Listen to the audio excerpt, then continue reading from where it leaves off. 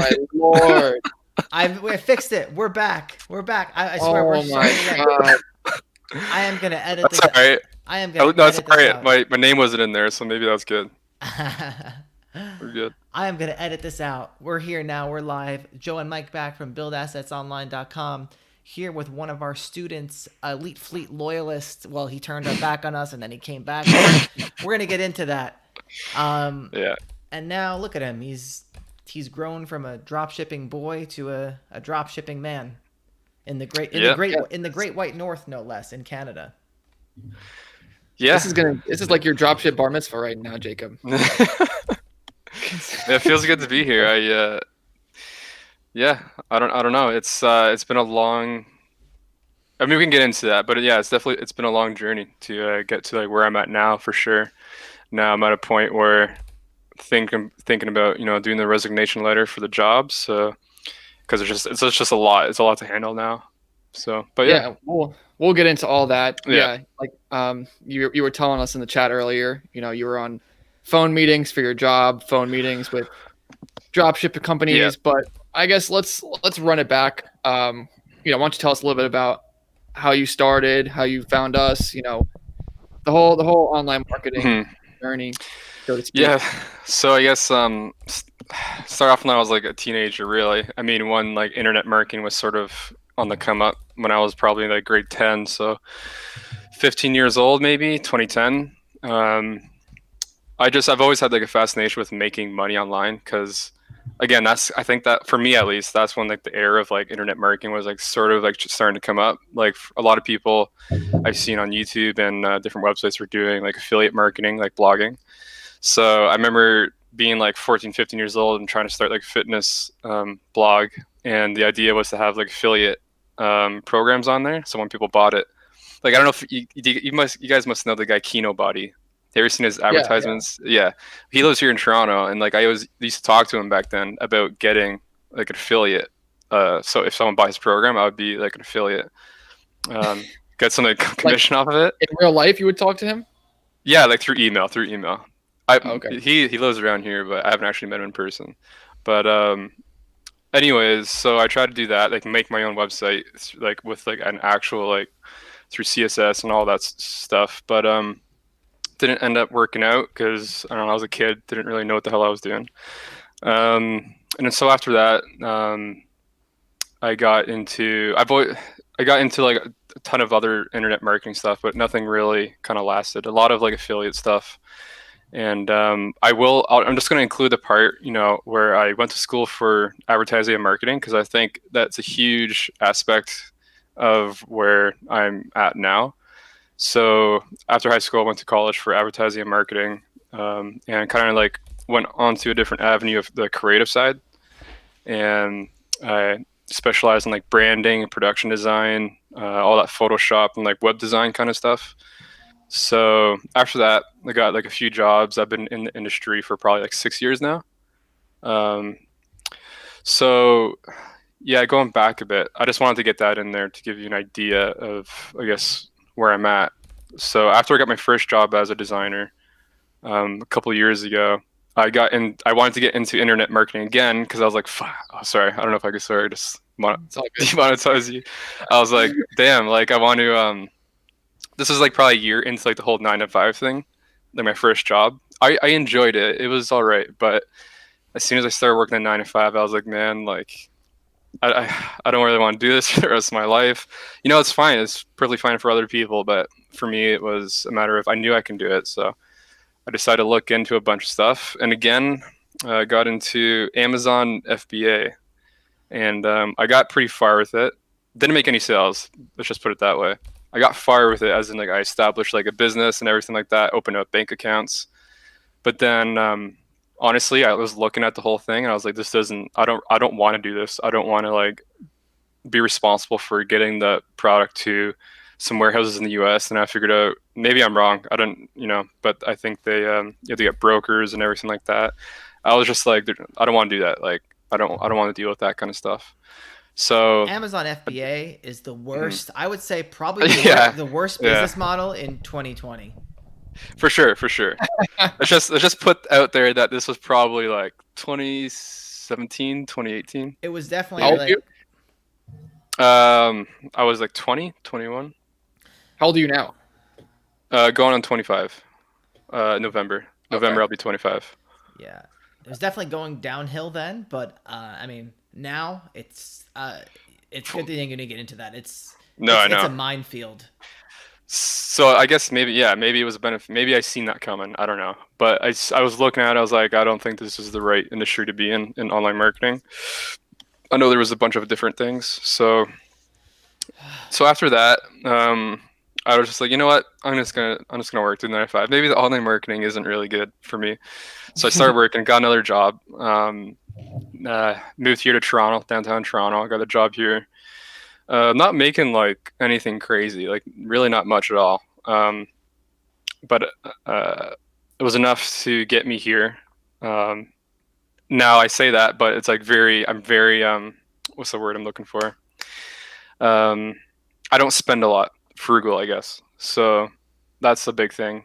And so after getting this job here, again, it feels like every time I get a job, I get this like spark of like wanting to go into online marketing. So I got it again.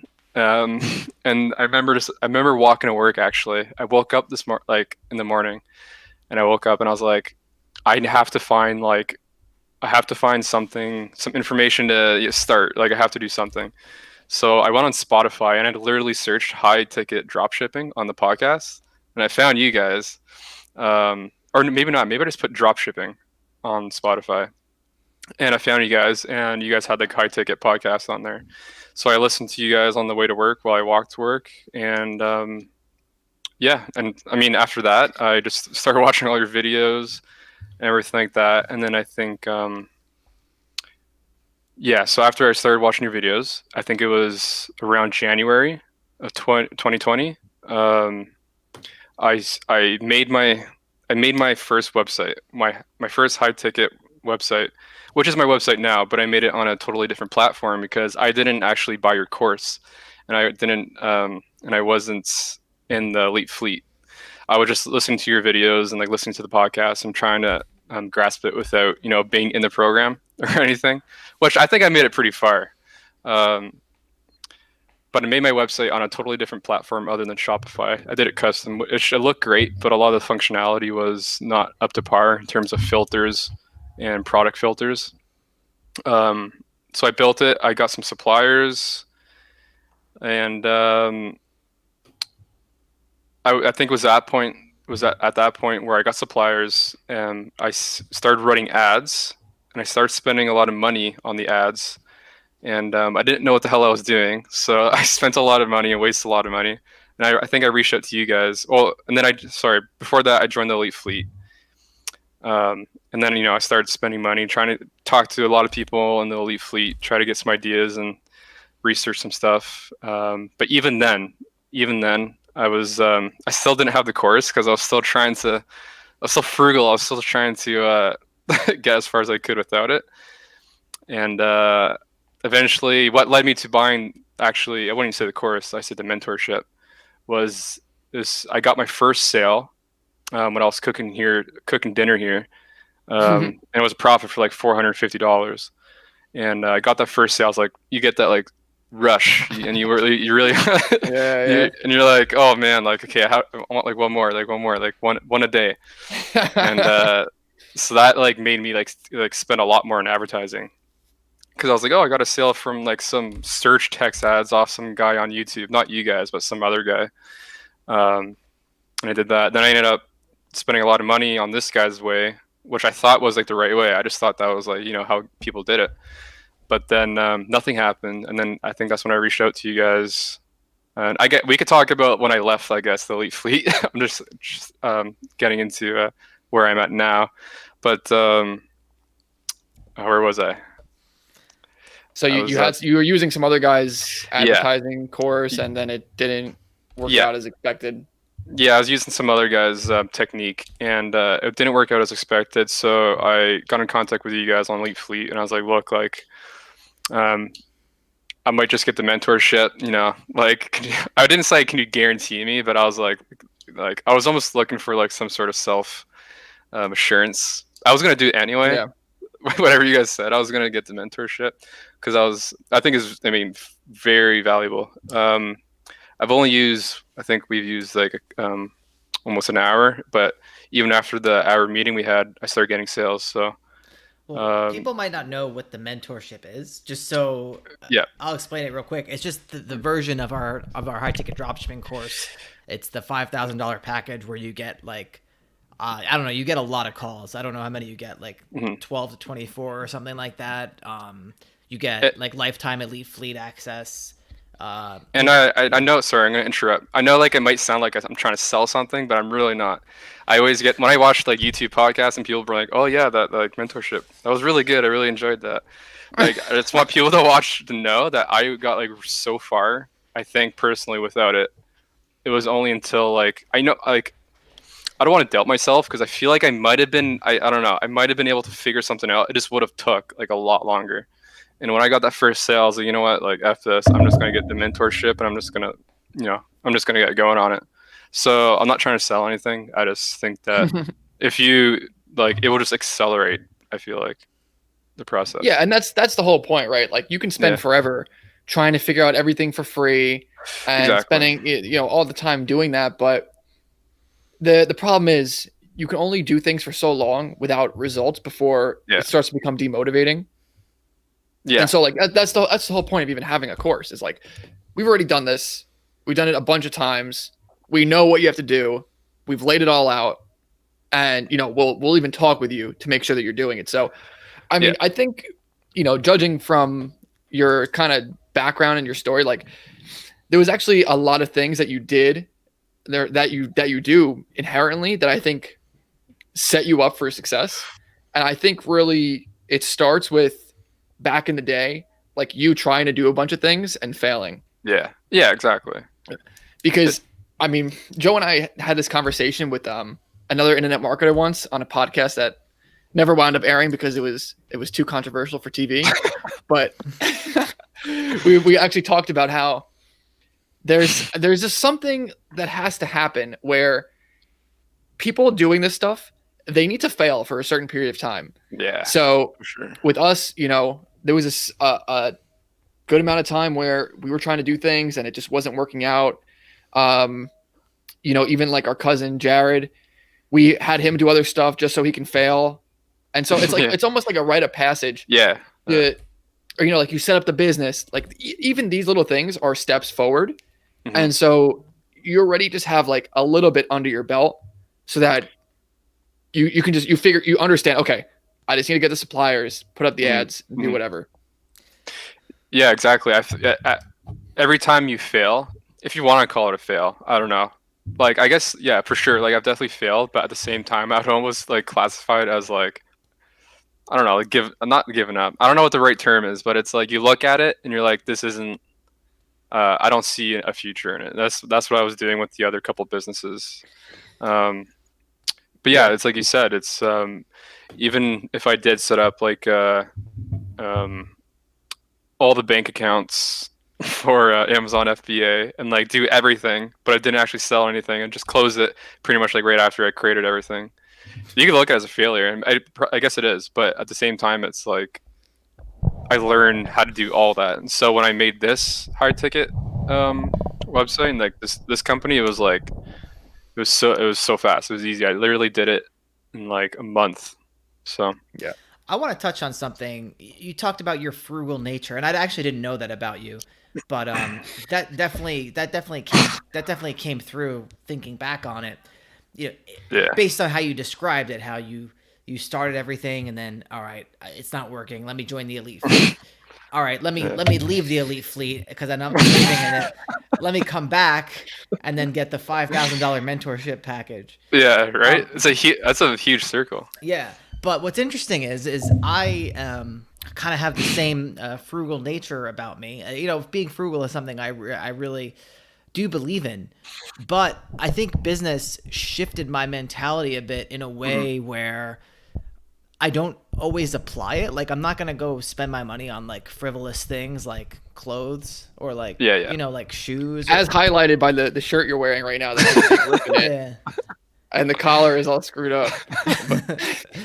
No, but No, but yeah. So, but I might. But what changed is that I'm not afraid to spend money to where it can be looked at as a long-term investment, or like a long-term, not even necessarily like an index fund or like an actual investment, but a long-term thing that's going to save me some time or get me like some huge gain in the future. Like, even this is going to sound even some kind of stupid maybe, but like I'm playing around with the idea of getting like an expensive car, like what are the Tesla like SUV ones. And so my justification for it, and I think this is a very valid justification, is, well, as far as like car accidents are very, very, very common. Like driving to me, and it's a very, very safe car. Driving to me is very, very draining mentally. So when I drive, like if I have to travel a few hours or whatever, that makes me tired, and it means I can make less money over the long run because I'm tired. So if I get that extra 5% of mental capacity because the car drove for me or whatever, that compounds over time. So you kind of see where my line of thinking has gone in terms of the frugal stuff. And yeah, you're laughing, but I think there's something. No, I'm not. There's something because Mike is smiling. No, because I don't give a damn about cars. Like I hate like. Well, that's what I was laughing at, because like for me, off topic, but it would be like I almost get calm if I go out for a drive. They like helps my mind, and I like reset, and then I can work more. But I guess it just depends on the person, right? Yeah, I hate driving. I mean, I have a Tesla too. I'm like you, Jacob. Like I'll go out, like I will commute every day to like come back to my house just to like reset. But no, going on to the frugality thing. It's funny, actually. I didn't bring it up, but I was gonna say that I think the two keys to your success was frugality and failure. And I think there's a lot to be said about that, because I think what we've done is, like, I know at least for Joe, like he's not going to go out and spend money on shirts or all these useless things, but then you start to rebuild like this pathway in your brain as far as spending money for business purposes, because there's a high chance it's going to bring in more money. So it's not like you go out and you blow $1,000 at the mall and now that money's gone.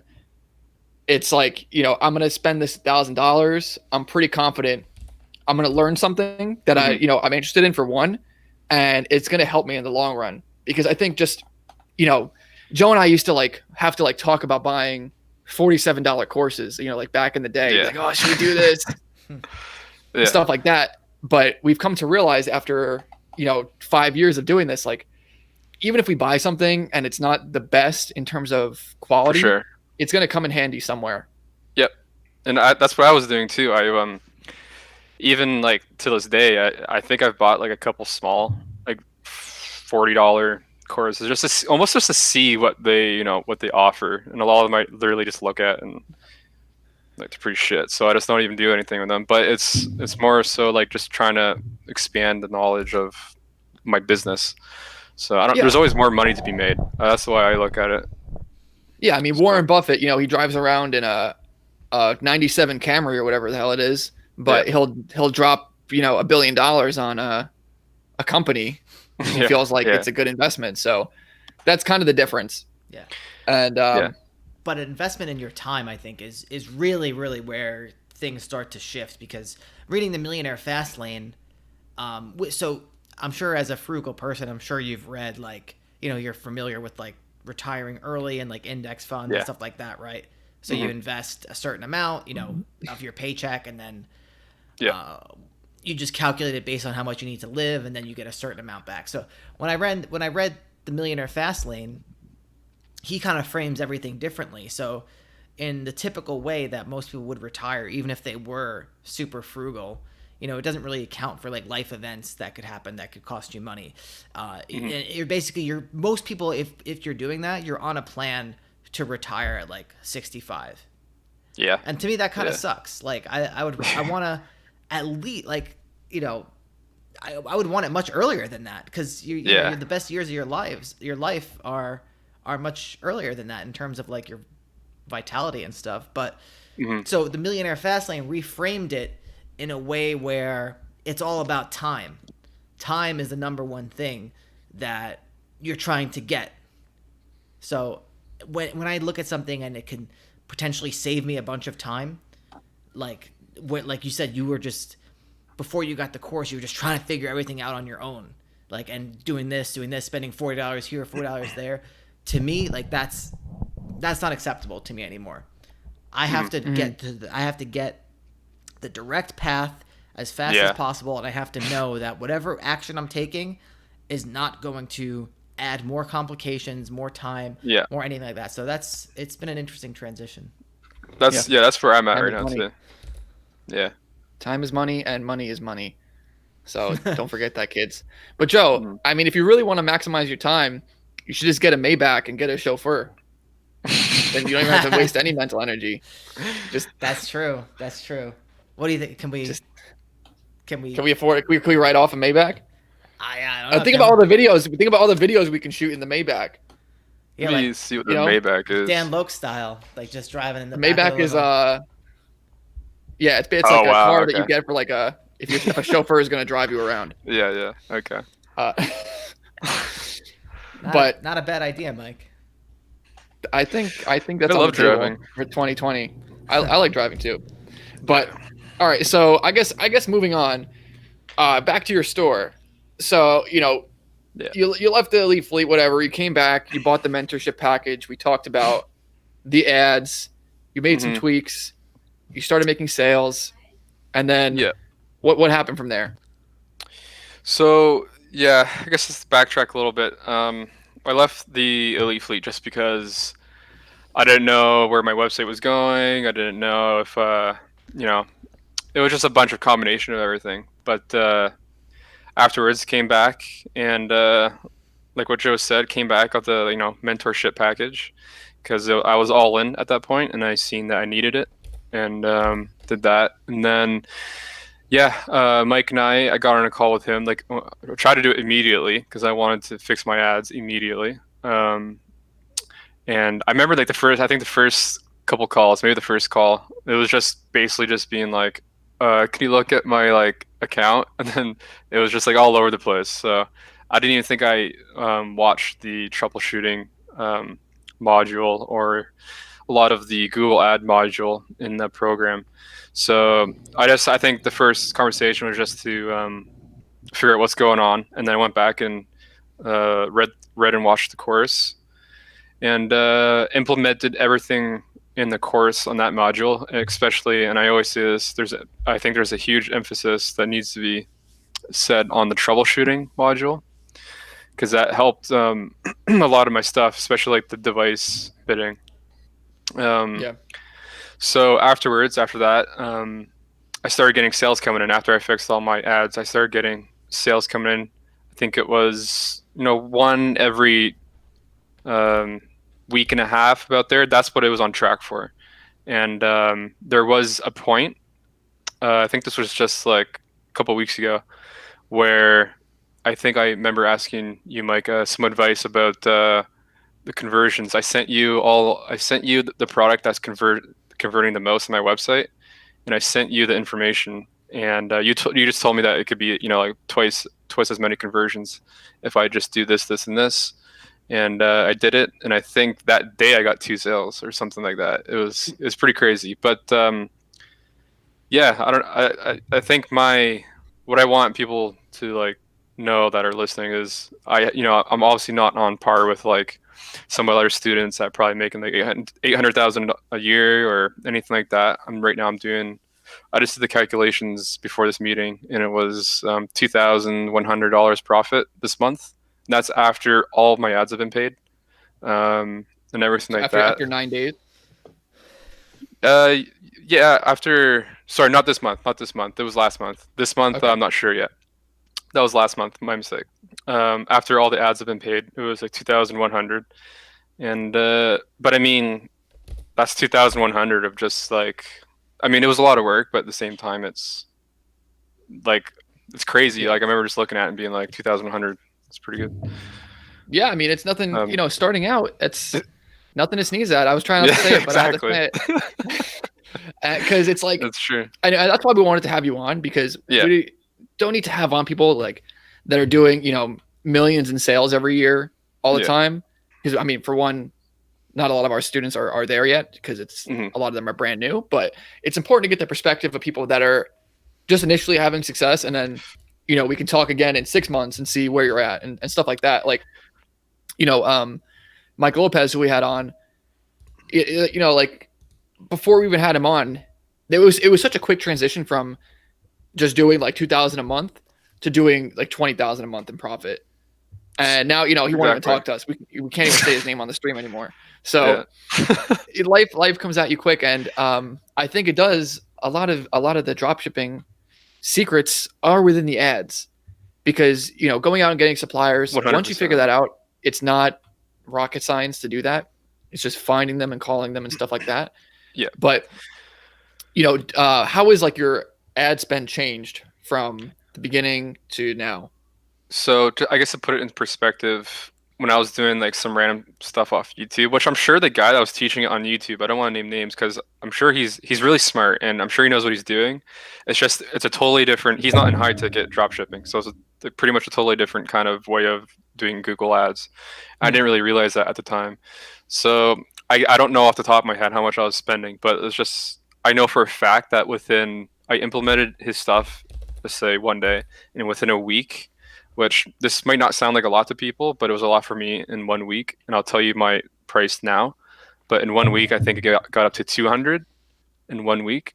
Again, for some people, that's like nothing. But for me at the time, it was like, oh shit, like I gotta hold on this. And now, for instance, and I made one sale. And now, last month, I think it was 500. Or no, yeah, 500. But I made... I think it was like 6 or 7 sales. So. Oh, so you only spend $500 on ads? Yeah. And I was looking at my conversions actually, and it's really cheap. Like I had that one conversion, which is through. I know I mentioned to someone on the Elite Fleet that it was a text ad, but I just looked at today. It's a shopping ad. The 1 cent cost per conversion. So it's stuff like that. You can look at it like, oh, you spent like 500 for 7 sales, which I think is pretty good. But at the same time, I had a conversion that cost me 1 cent. I made like $450 off of it. So yeah, I was pretty surprised with that. Whoever's doing the post-production on this, cut that up, soundbite it, and it's going in the landing page, because this happens to us all the time. Yeah. It's in the instant e-commerce asset like sales page. Like, oh, look at this, we got a 1 cent conversion, and that was actually for like we made like $4,000 on that or something. It was stupid, but. That's insane.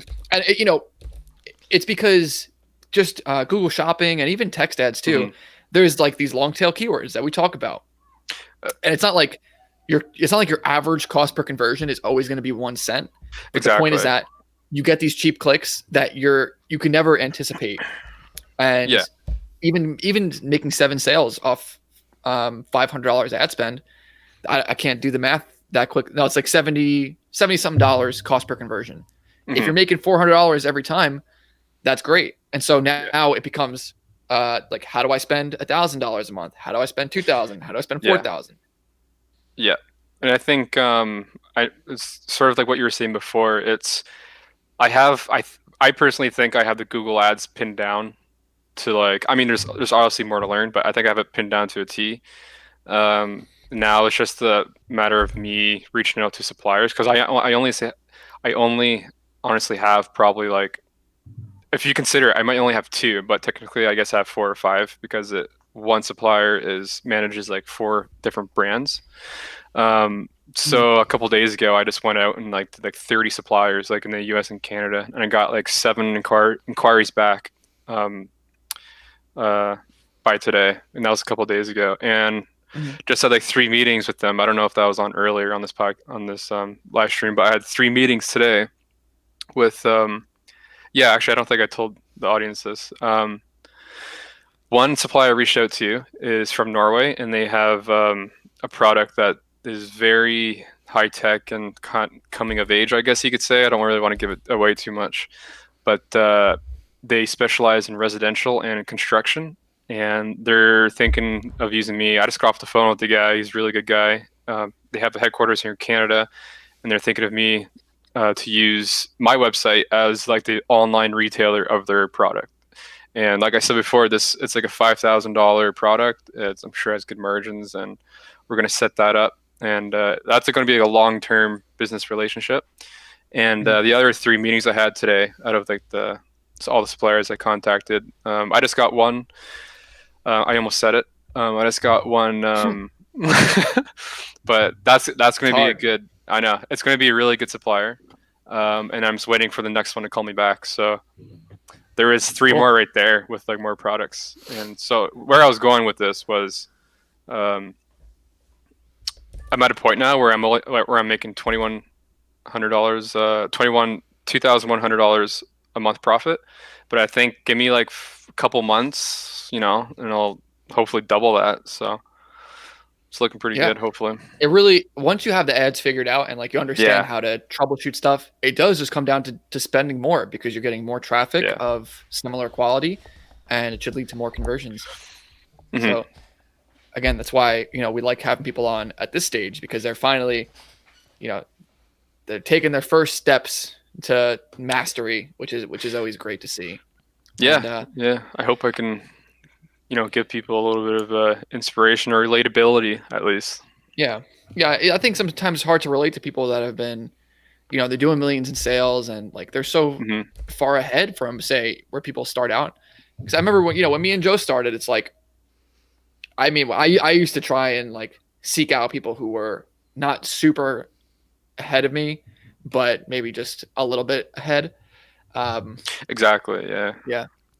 And it's like, that's also a struggle for us as well, is like being able to relate and coach students, like at all levels, because sometimes it is hard to get down to another person's level and like show them that the next step that they have to do. I think it's easier for people to see what someone like right above them is doing and then just copy that.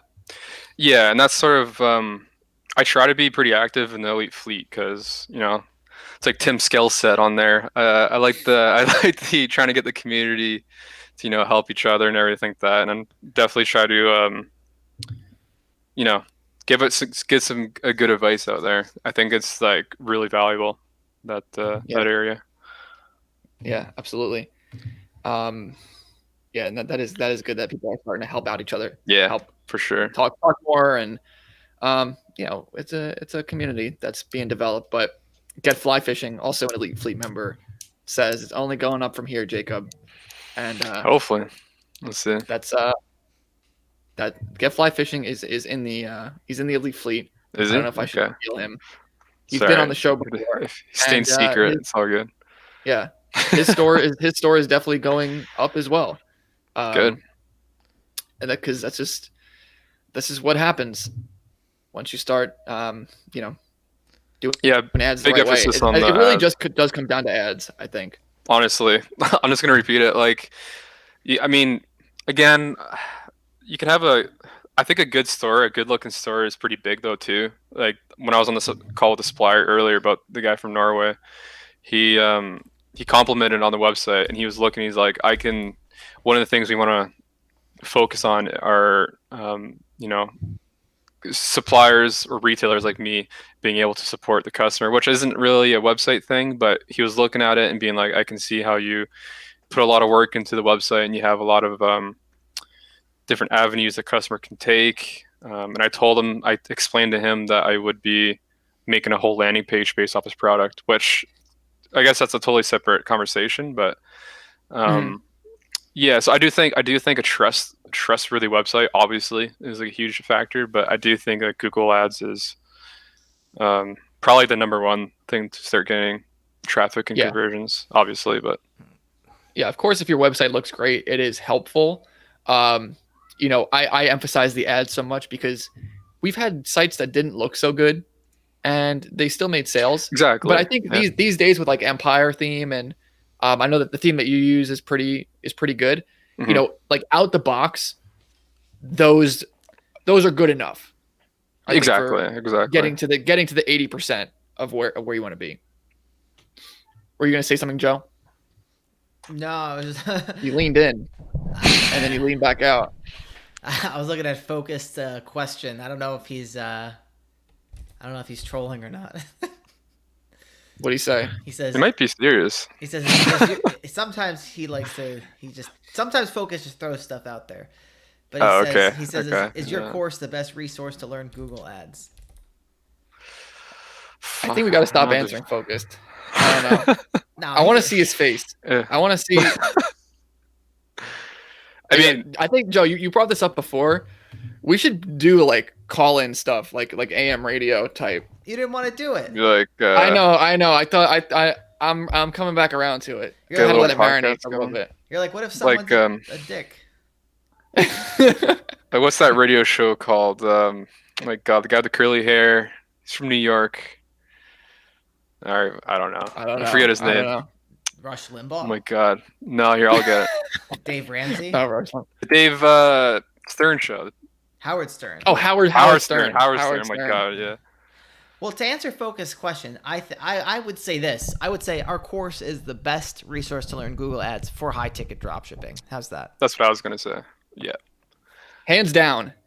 Anyone can come to me with their ads course. Let's go head to head. The troubleshooting module. Jakob has said it. Teeth Health. And I'm not trying to sell it. I'm just saying. He's not even trying to sell it. Yeah. The troubleshooting module, you don't even know how much. Yeah, for sure. We have people in Staten Island making thousands and thousands of dollars a day off that troubleshooting module.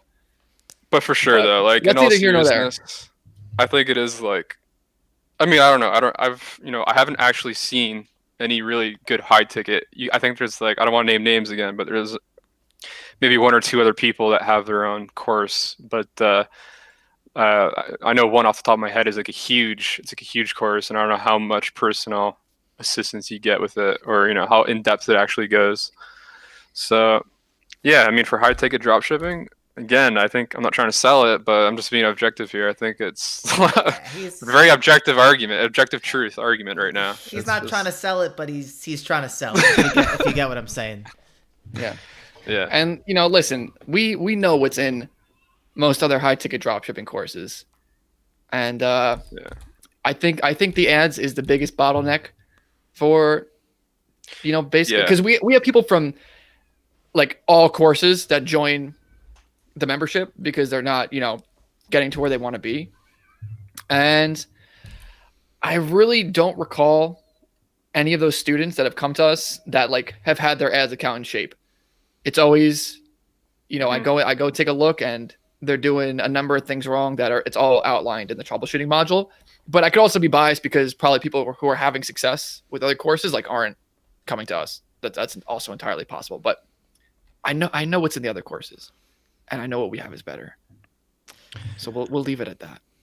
Yeah. I was just looking at sorry, go on. No, saying Tim says we could do live podcast recordings in the Discord group where you can unmute members to join in and mute them again.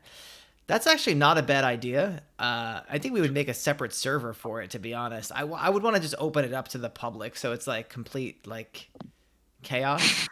It would be total chaos. It would be so many trolls. I don't think that many people would troll. Yeah, maybe not. Maybe not. I guess maybe people. Who knows? Who knows? Yeah, I don't know. Well, there are these SEO guys, Income School, that they did like a 10-hour live call thing. They do live call stuff sometimes. I've never actually gone in there and like seen what happens when people call and how that goes, but they're also like a lot more conservative than we are in terms of like their demeanor and their attitude. Yeah. So I don't know how that would reflect. Like, I think we attract a more reckless audience. Laid back. Yeah, Joe's over here with the Joe Rogan. Yeah, Joe's got the ripped shirt. Wait, Joe, what? Instead of wearing a ripped shirt, you should be wearing an Elite Fleet. Yeah. Oh, there you go. Shirt. Sending those out soon or what? Get some hats. They're available for sale. Are they? Well, we got a whole thing going with them. It's a whole thing. I'm gonna answer Miron's question. I think that's how you say it. The manufacturer's in Norway, but they're expanding. They just came to Canada like a year ago. So technically, I'm using like a Canadian supplier, but the product and brand is from Norway. Yeah. So That's why you just gotta email different companies. Like I'm emailing. I don't know if I mentioned this in the live stream. Maybe I did, but I'm emailing. I'm in Canada, but I'm emailing companies in the U.S. because, like we mentioned before, they can have warehouses here in the Canada since they're so alike. Well, for the most part. So just to be clear, I don't know, because someone asked this question earlier. Do you have to have a U.S. LLC for suppliers to take you on? Would one from outside the U.S. work? Jacob is doing all this in Canada, within the Canadian borders. He's not drop shipping in the U.S. So a lot of people come in this chat and they ask us, oh, does drop shipping work here? Does drop shipping work there? Drop shipping works anywhere. Drop shipping works on Mars if you soon if you want it to. But we're gonna have the first Mars drop shipping store. No, but I truly believe. I listen. If you've lived in a developed country, it'll definitely work if you do the right things. Mm-hmm. But I think that even for countries that aren't so developed yet, you can still do it as long as there's like online sale, like as long as there's like a search engine that people use commonly. Like there's no reason why you can't do it, and there's goods being exchanged online. Like that's all that's required. Yeah, like there's MAP in Canada, right, Jacob? Yeah, it depends on the supplier and manufacturer. But yeah, it's the same thing basically. Same thing as MAP. There are some differences. Well, I guess actually there isn't any differences. I'm just thinking in terms of there's a little bit of a barrier if you want U.S. suppliers to ship here. A lot of them, if they don't have a warehouse here, they'll ask you to have a shipping account, and then you have to do like the whole broker thing. And I just actually had 2 suppliers come back to me and say that, and I have a shipping account with my other supplier. And I was like, okay, you know what? If it's not too hard and doesn't cost me much, I'm gonna look into it. And so I contacted my representative at my shipping place, and they explained to me everything. I'm like, I don't know if I want to do that. So, you know, some suppliers work out, some don't. I'm not sure if I really want to go through with like all the duties that are gonna have to be paid and everything like that. So I'm just it's certainly not something you want to get into. I was asking the question because like even like in the UK, for example, MAP is like not legal. Oh, really? There's something where like you can't actually have well, the thing is, we have students in the UK, and you know we're partnered on a store in the UK, right? And it still makes sales. It still does fine, and you know we've sold non-MAP stuff all the time. It's like it has downsides to it, pros and cons. But you know America is probably like the biggest e-commerce market outside of China, and I'm assuming no one here plans on drop shipping in China. I don't know if you can even do that, but you know like these other countries, there's really no one doing this stuff. And so whether there's MAP, there's no MAP, you can go in and there's really no competition. So who cares that, you know, you have to compete on price a little bit because you're getting 1 cent CPCs, you're getting 1 cent conversions. You know, like I actually am looking, I have like we said that we're partnered on a UK store. So I see what's going on in the ads account in that market. And it's insane. It's so much less competitive than America. And, you know, we do great in America. It's still good to dropship here. But just like the clicks you can get are so cheap. And the conversions, just the most generic things. I've never seen anything like it. So, that's why people, whatever country you're in, you should at least try to make it work. I'm assuming you're in some sort of developed country. And if not, there's ways to get US LLCs and you can do it that way. But there's nothing's really off limits until you give it the good college try. Fly Fishing said, it works in Russia too. Hey, Joe, hit us up with a Russian accent. I don't know. I can't. It's got to come. I can't just naturally. Yeah. I can't. Нет. Я не знаю dropship. I cannot do it. That's very good. Yes. A lot of Russians here too, actually. Paul says, "What's MAP?" So I guess what's it's basically you unfold it and then it tells you Way to go. Yeah. That's how, minimum. that's how the freight truck advertised knows how to price. drop ship Yeah. to the customer. No, it just means minimum advertised pricing. So suppliers will have just like rules that for this product, you can't go below this price. And so it prevents price wars. If, say, you have 20 people on Google Ads trying to sell this product and there's no map, it's like there's nothing preventing them from just this person lowers by $1, this person lowers by $10, $20, $30, and now it's like there's no margin in it for anybody. And that's what you see. Actually, we were having this chat in the Elite Fleet. If you get some bigger suppliers in the US, you'll notice that they don't really have map or their margins are really bad. And that's because a lot of the times with the bigger suppliers, they're more catered to, say, like Home Depot buying just like pallets of their products, or bigger distribution companies buying this stuff. So, for like big markets, there's still little companies, or you have, more high-end, smaller markets, and those are usually, there's a lot of map there as well. So, Whoa, Treasure Wuji. Dropshipping exists in China, but the factories in China all set up have one-click commerce store setup. So nobody's making money except the factory. All the middlemen are cut, literally. and that's why Amazon FBA is the worst business model, Yes. Yeah. because Don't go in there. they're in the US doing FBA too, the Chinese factories. So they have the best margins, and they're going to win because there's no map.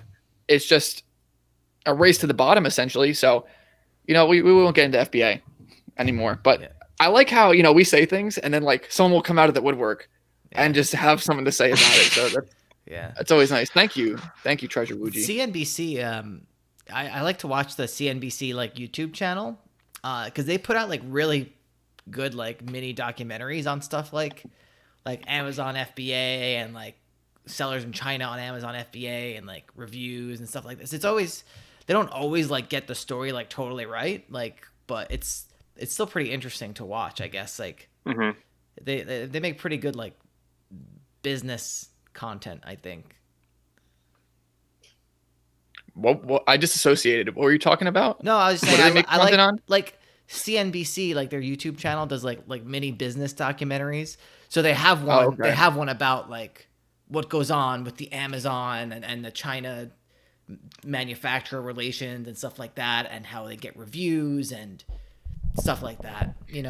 Yeah. It's all well and good. Focus says, how many thousandaires have you created? I think it changes by the second, just because someone can get $1,000 sale at any moment. We do coaching calls. Thousandaires. Oh, Yeah, like a thousandaires. millionaire. Oh, right. Like a millionaire, like a thousandaire. Oh, I'm sure there's a lot of thousandaires. That's what I'm saying. We can create a thousandaire at any moment. We don't even know. Because, now the Elite Fleet is mandatory if you're buying our course, but it used to not be mandatory. And so we have like hundreds of people that have bought our course that we don't even know who they are and what their life is like. But I think like if someone uses your Shopify affiliate code, I don't know if it's like this anymore. You used to be able to see their store. So I remember back in the day, like a year ago when we first launched this, we were able to see like people's progress within the course just through who signed up through our affiliate, and like we could see their store. So they're definitely, we have orphans out there that we don't know, but they're thousandaires. Nice. So yeah. So Wuji said it takes 60 seconds to set up shops in China, but I mean, I guess it doesn't. I'm sure it's easy to do, but it seems like, unless you're the manufacturer, there's no point because they're doing it all.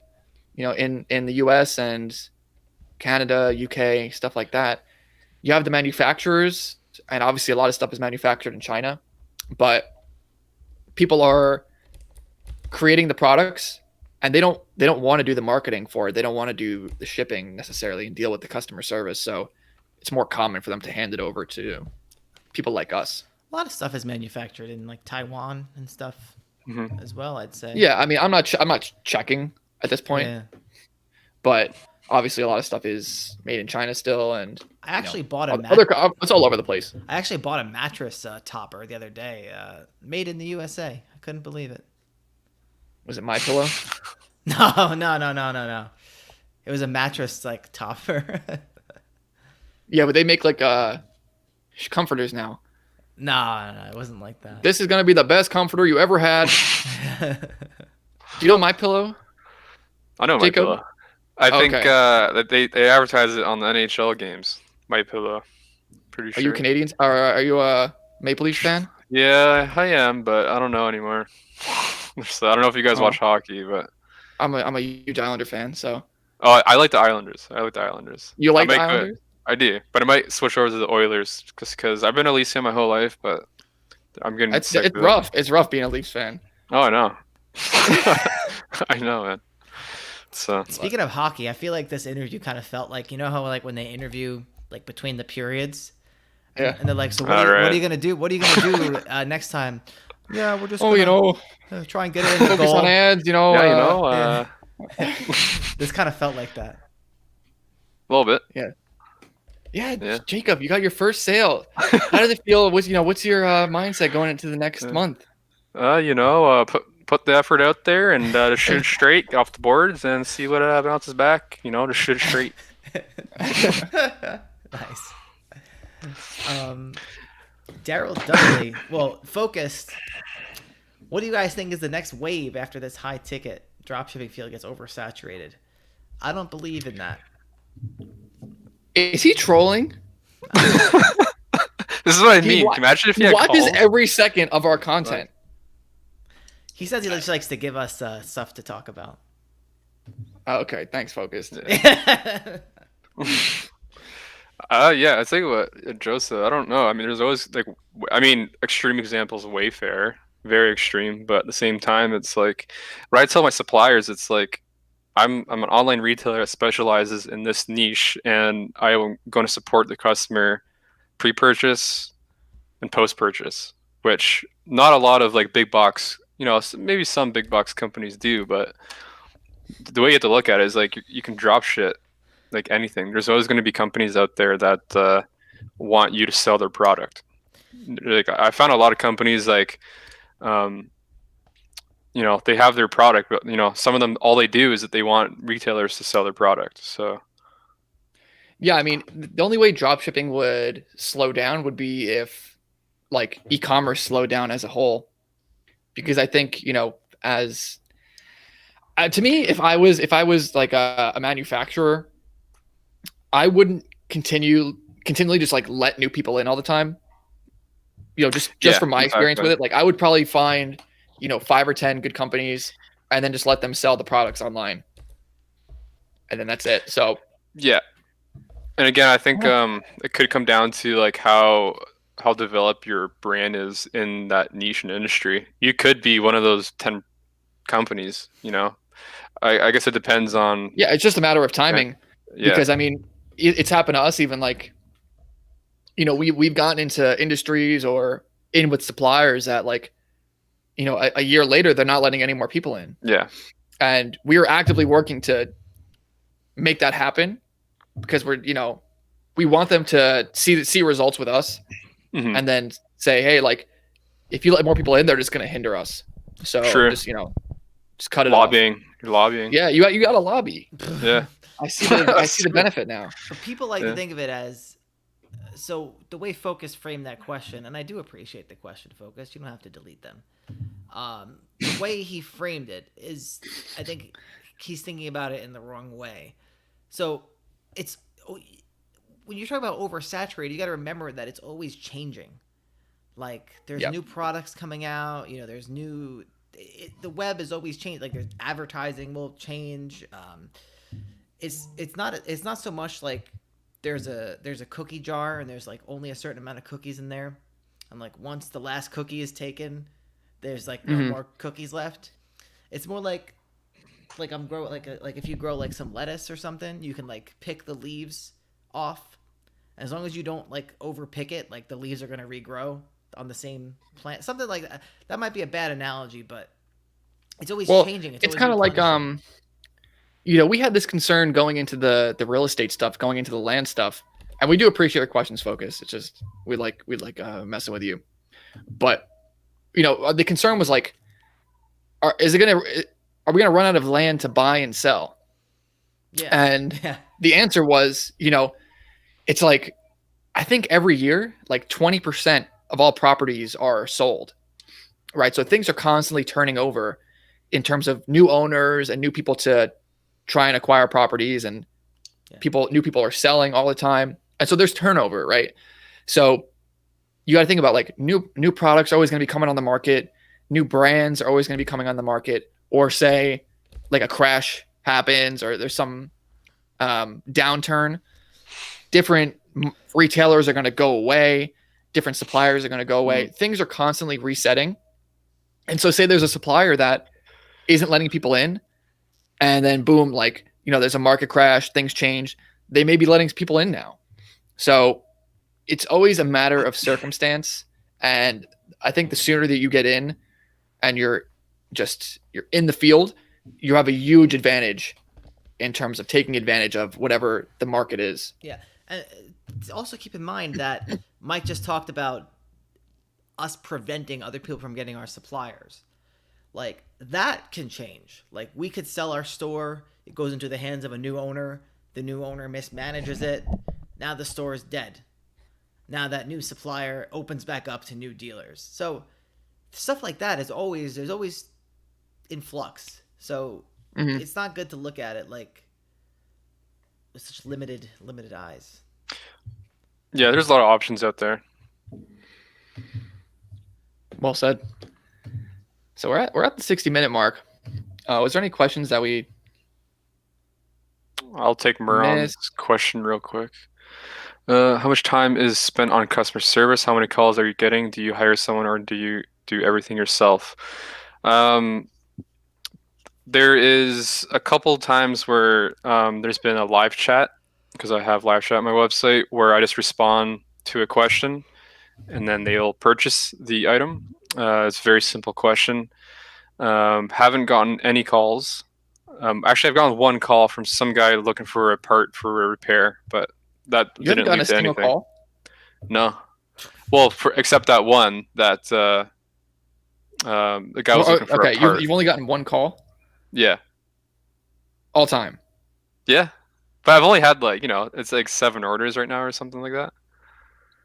That's still is that low? I mean, because that's very rare. Yeah. I mean, I'm happy with that. You know what? You could look at it as in I really like to make my website look like it's affiliate of like Canadian Tire or something. Like, I really try to make it look like if they're buying something that's $1,000. You know what? This might change though if I start putting on $5,000 products, which I do have.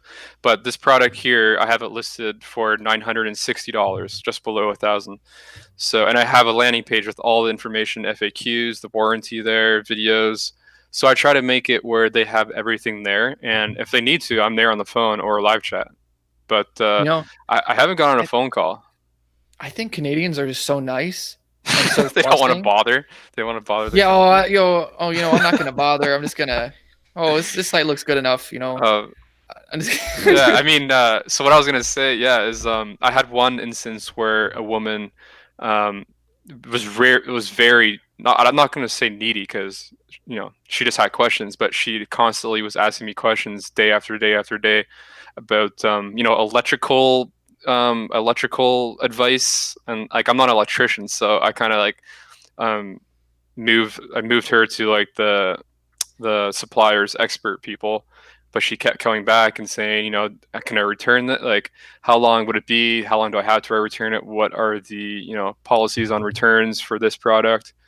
And that was just a series of like 3 days where I was just emailing her back and forth. And this wasn't, I mean, I made, $450 off her sale. And I don't care really about customer service until it gets to a point maybe where they're calling me. I get really annoyed when the phone rings. So I might just have to hire someone to do that. I'll take the first couple of calls, but I'm not going to, I'm not going to answer those calls. No, I mean, I feel a similar way now. I think in the beginning though, like you said, once you get those sales, it's like a rush. So for us, people used to call, and I think people maybe call a lot more in the niches we were in, or maybe it's just a US thing. And so like I would love getting phone calls I would associate it with like, making sales. Money. Yeah. But then, as things started to get bigger now, and like, the high wear off of the sales. Yeah. It's like, I started to dread it, because answering a call might mean someone's like, this is damaged. What the hell? Like I just ruined someone's life. And, I don't want to deal with that. And then, eventually you outsource it, and now like, do you guys outsource? You guys outsource that to just like a, is it someone like do you guys use like that Philippine company, or you just outsource it to someone, all your calls? Yeah, we have, one of our bigger store has like close to 10 people doing, emails, phones, chats. And, we just outsource it, because you really can't continue to grow things at a certain point if you're answering the phone yourself.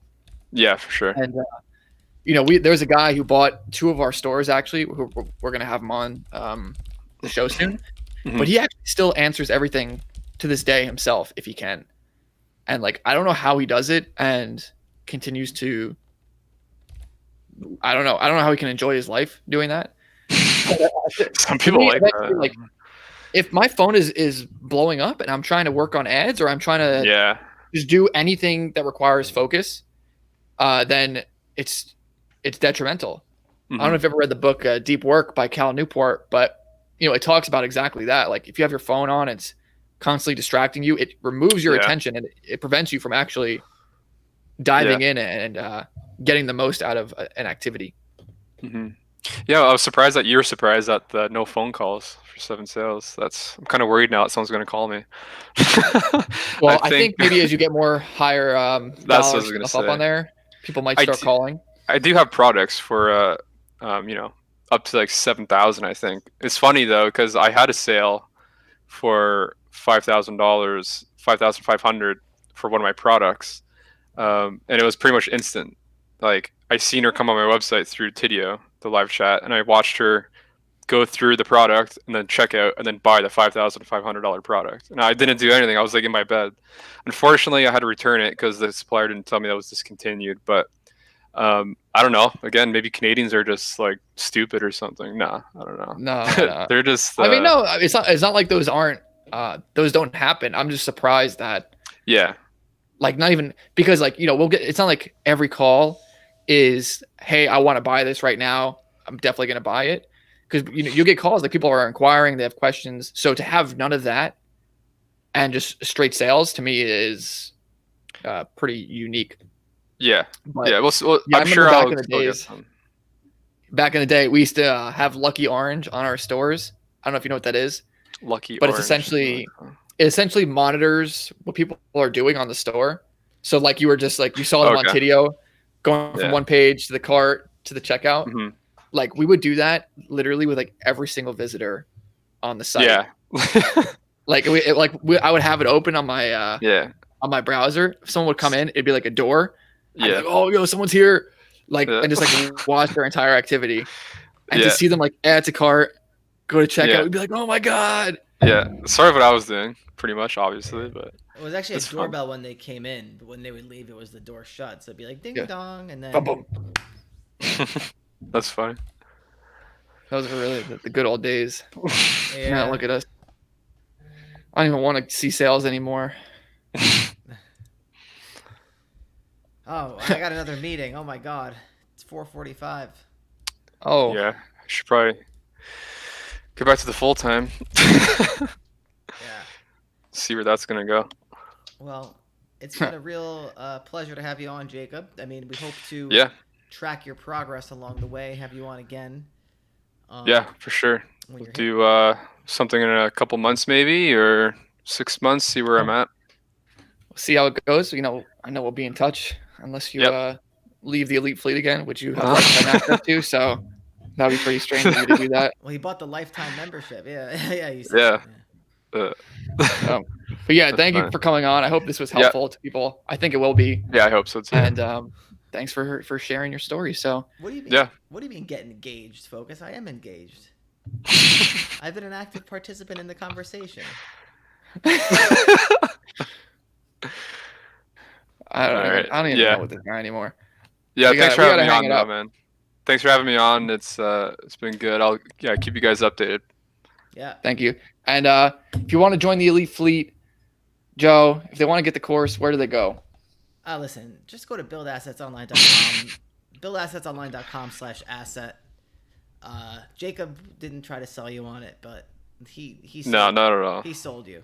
It's Yeah. over. He has a marketing background. He's doing a lot of subconscious things. It's reverse psychology.